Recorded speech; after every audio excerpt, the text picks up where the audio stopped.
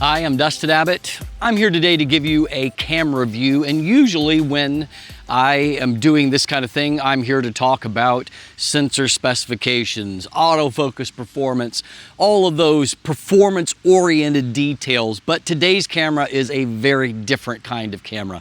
The Fujifilm X-Half, it's really all about the vibes and a whole lot less about the performance. If you're looking for the kind of camera whose specifications are going to jump off a page at you, it's not going to be the X-Half. But if you are looking for a camera that is about the experience, about having fun, and you tend to love the vertical format, well, the Fujifilm X-Half may be here to capitalize on the success of their X100 series. Today we're going to dive into this and look a little bit less at the performance. We'll talk a little bit about that, but really this camera, it's not about performance, it's about the experience. And so I'm going to do my best to try to detail that today.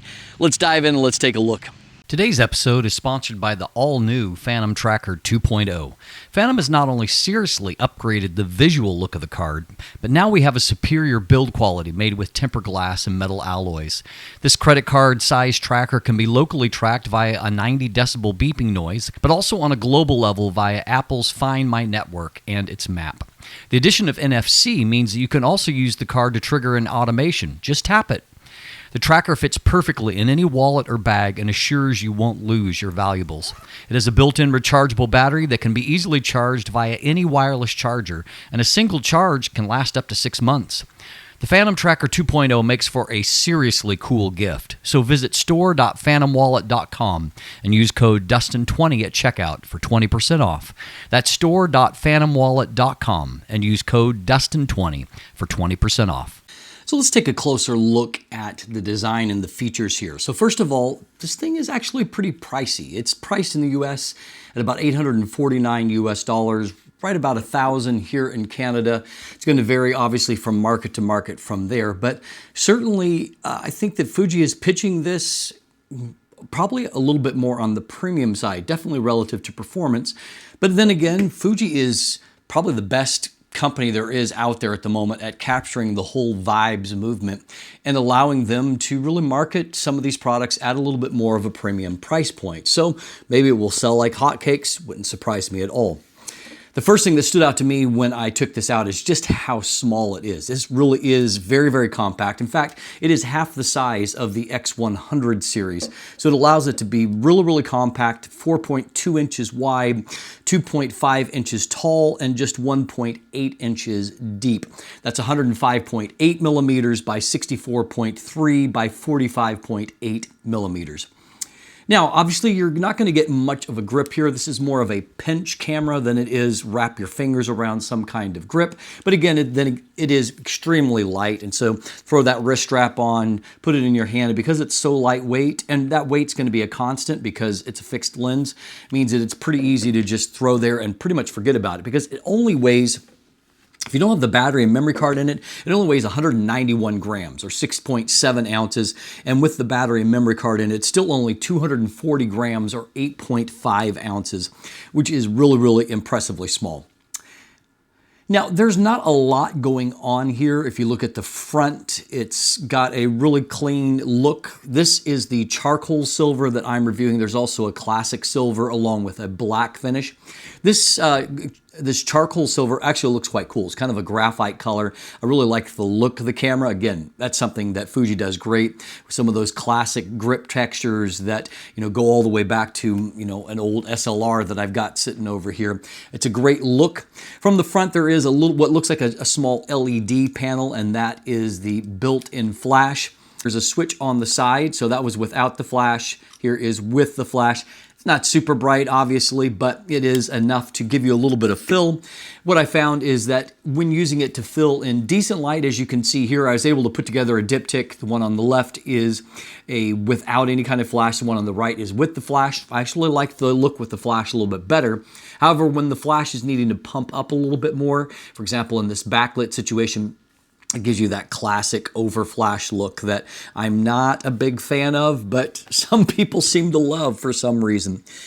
Now on the back of the camera, we have got a few controls, but the main thing here is a vertical, which is very rare, a vertical LCD screen. And so this whole camera is designed around the idea of being able to shoot vertical photos in a more comfortable setting. Instead of having to rotate here, it's able to shoot horizontal, but to shoot vertical images. So the sensor, the LCD, everything is oriented in that vertical fashion. The LCD itself is 2.4 inches and has a resolution of 920,000 dots. Frankly, I was actually surprised to hear that the specification was even that high. I'm not blown away by the resolution here, but you can double tap into it. It's a decent amount of resolution. And in fact, there's a sub LCD on the side that is actually really an extension of that same screen, but it gives you some more touch capabilities there. I did find that this LCD was very difficult to see out in very bright conditions, and I really missed actually having an EVF there where I could at least review images in the viewfinder. You can't do that obviously because it's an optical viewfinder, and so I did find shooting in bright conditions to be a bit of a challenge there. Now, if you rotate the camera and you shoot in this position, you still get vertical images that come out of it. You're going to have to manually rotate those. It doesn't auto-rotate them, at least from what I could see. I also found that using this optical viewfinder to be a little bit of a difficult experience. For one thing, it's only 0.38 times optical, and so it's a 90% coverage. It's not very high magnification. You don't really see a whole lot in there, and so I didn't see, as far as like manually focusing, I didn't see anything change there. You're not going to see any kind of changes live in the optical viewfinder. And so that just means that a manual focus in particular is a real challenge. And some people will love the old school experience of shooting through that optical viewfinder. I'm finding that I'm a thoroughly modern man, and so I don't love it myself. There's not a lot of physical controls here. There is one switch that allows you to switch between stills and movies. And there is a playback button that you can push if you want to review images. Now, in that, everything else is operated by touch. And so on that sub LED, on your normal thing, if you're scrolling up and down, it is to change your different film simulations. If you go up, you scroll up on the main menu, you open up kind of your quick menu, you scroll down, and it'll give you two options, either to go into pairing or the film camera mode. If you swipe towards the right, it gives you a couple of options there, film simulation and the different filters if you're wanting to change the looks. And then if you go the other direction, it gives you, so swiping to the left, it will give you your more main menu. And I do like the fact that you can help to navigate that by using the sub LED here, or LCD, and that will open up different options that you can then operate by touch on the main LCD. The controls, I will say, I think that they've done a pretty fair job of it. Fuji is typically known for having lots of physical controls. I kind of miss that, but I do think that they've done a pretty decent system that works. I think that most people will be able to figure it out and get comfortable and familiar with it fairly quick. I will offer one caveat to that.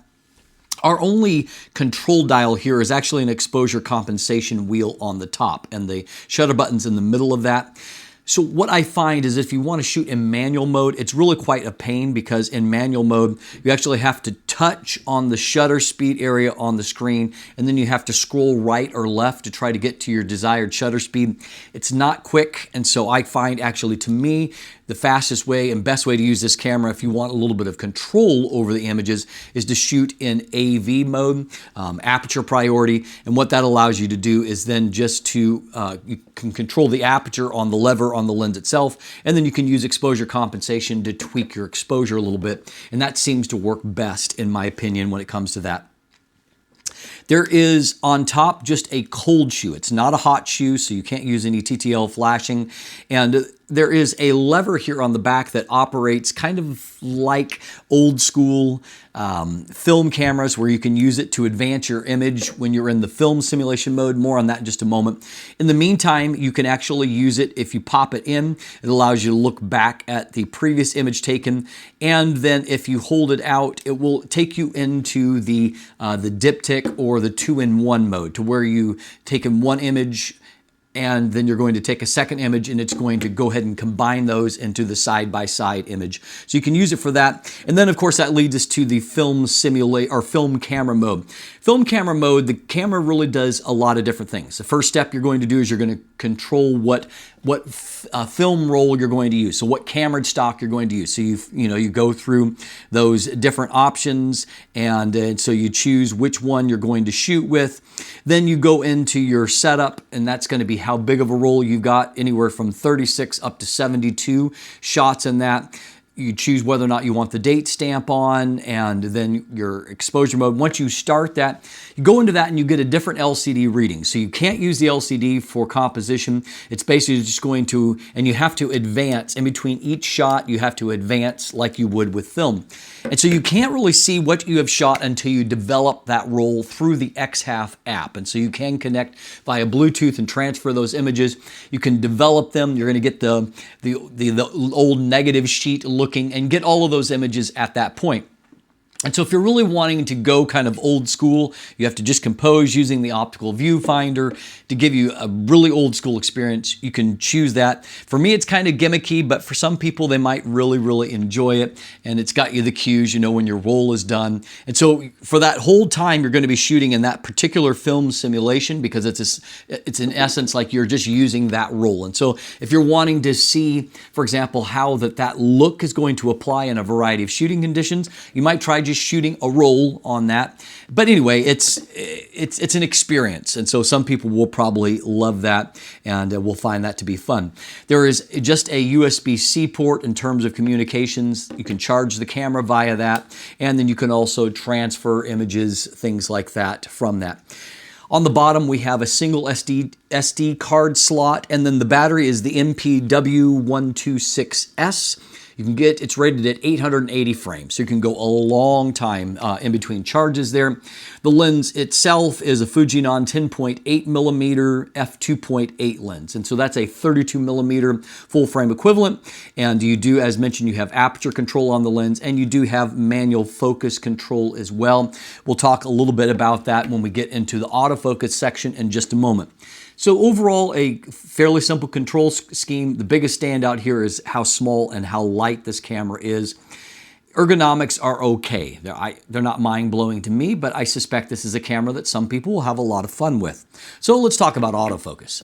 Now, autofocus on the X-Half is interesting. Rather than most cameras that I review these days that have autofocus points that number into the hundreds, we've got 9 autofocus points, contrast AF points. And in fact, when you go to look on screen, you have got a center box that you cannot move around either via touch, and of course there are no other controls to allow you to move around. So really, we're back to what I would call focus and recompose. You focus in the center of the frame, and if you want to recompose, you move off center a little bit. Focus speed is not amazingly fast, and obviously it's between the focus system and then the focus motor in the lens itself. And because it is a fixed lens, those two things are inextricably tied together.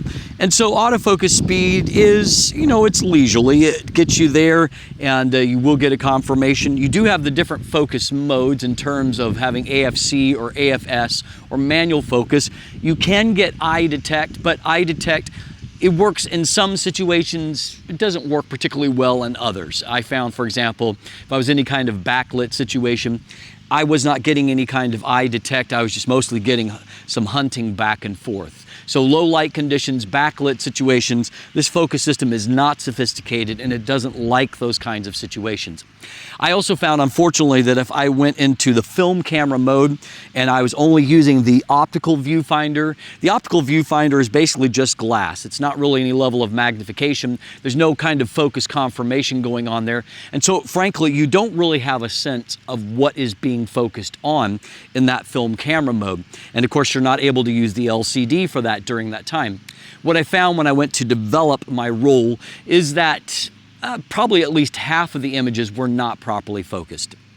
Particularly, this camera really doesn't seem to like, if it's a closer subject, it wants to jump to the background instead, even if the front subject is really quite obvious. And so you have to be really intentional about that.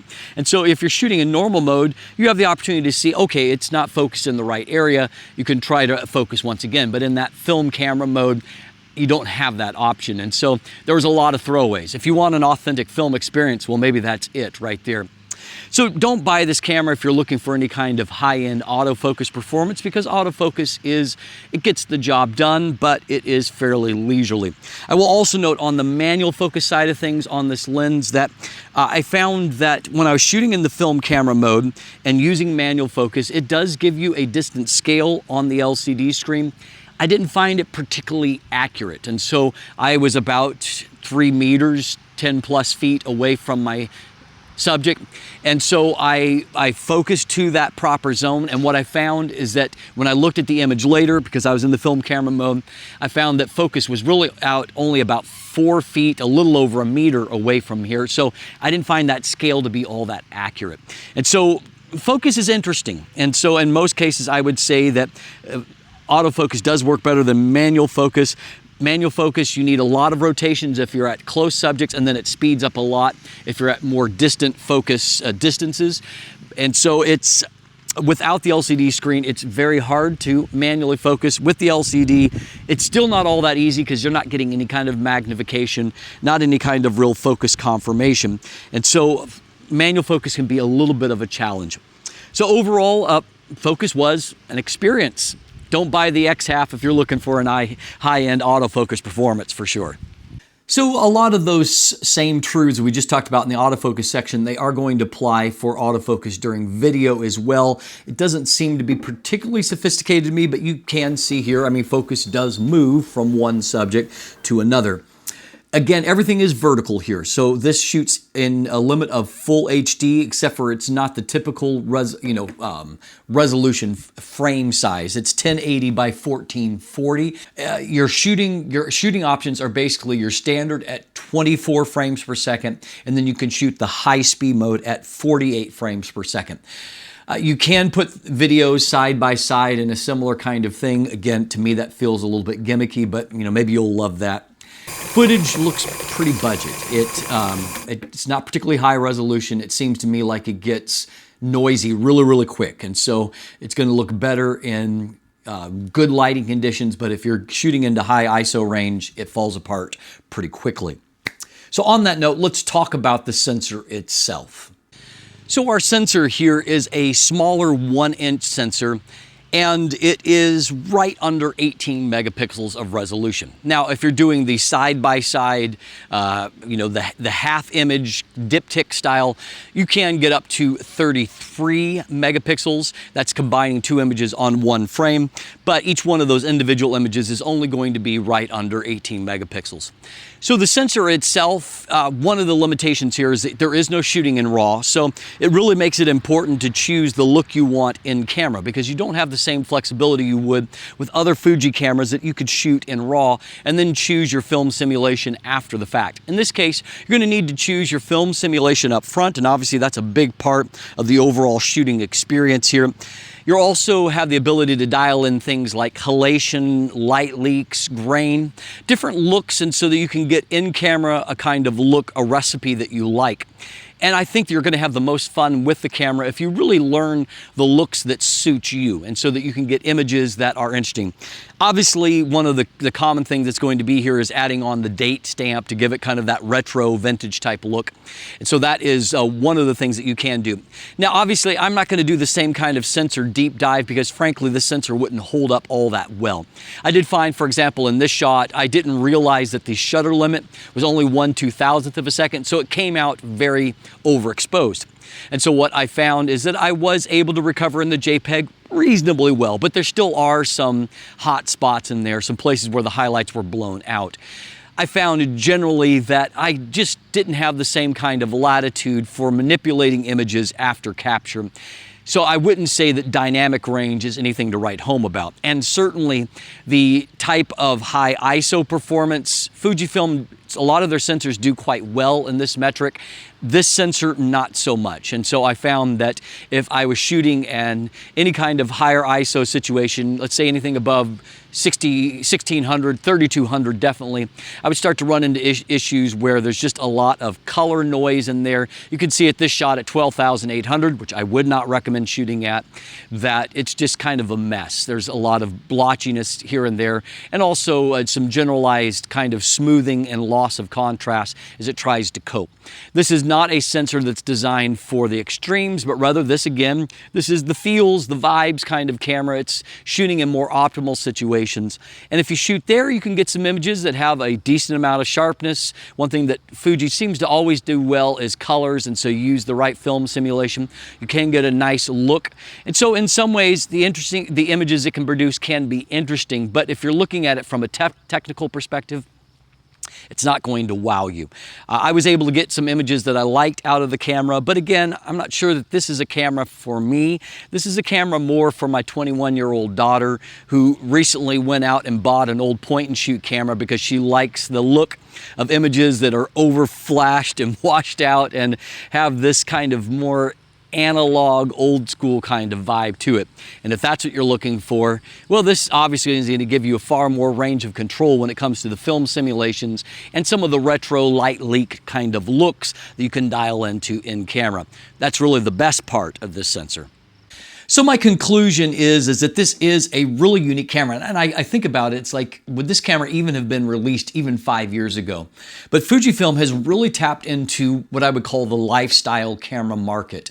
And so they are marketing those that are looking for a more nostalgic type experience. This is designed to where it can be used with some of their little portable printers, and so you can really have more of a film developing type experience along with that. And some people are really going to love that whole vibe, that whole experience. Camera is obviously more about fun than what it is about performance. And so if you're looking for performance, Fuji's got a lot of other cameras that are going to serve you better. But if you're more of that vibes type person that wants a camera that looks cool in your lifestyle and is just fun to use, well, the Fujifilm-X-Half may just be the camera that you've been looking for. I do think they're asking too much for it, but what do I know? They'll probably sell a ton of them. If you want more information, you can check out my full text review that is linked in the description down below, and there are some buying links there. As always, thanks for watching. Have a great day, and let the light in.